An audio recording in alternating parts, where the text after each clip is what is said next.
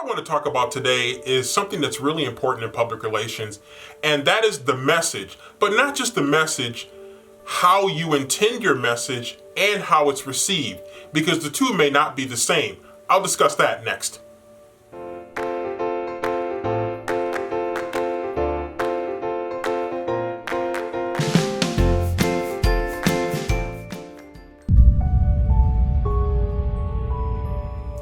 Many times when we have a message that we want to convey to an audience, we know what we want to say. We know how we want to say it, and we consider those things very strongly. But sometimes what we don't consider is how the message is going to be received. And when you're developing your messaging, you have to think of it through the eyes of the recipient. How is the recipient going to receive your message? Because you may intend to get across a message a particular way. You may intend to set a particular tone, but it doesn't mean that that's the way it's going to be received. And so considering how it's going to be received is going to be a very important part of your communication strategy. So don't just think about what you intend when you write a message, when you develop a speech, when you develop email communication. You must consider how the people that you're sending it to are going to receive it.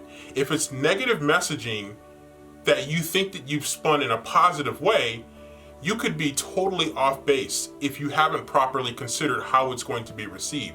There are certain types of negative information that are just going to be received negatively no matter how you frame it.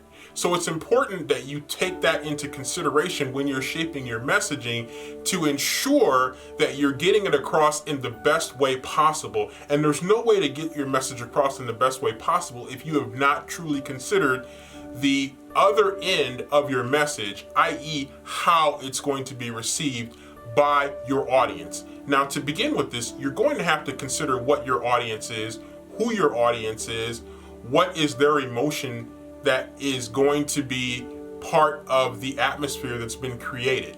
And when you're sending your message, you're sending it through that prism of the atmosphere that's been created, and you're sending it to people who are going to have been impacted by that atmosphere and are going to be further impacted by the message that you have. So it's important that you make sure that you consider your audience and you consider how they're going to receive your message. If you do those two things, you give yourself the best opportunity to send the most effective message possible.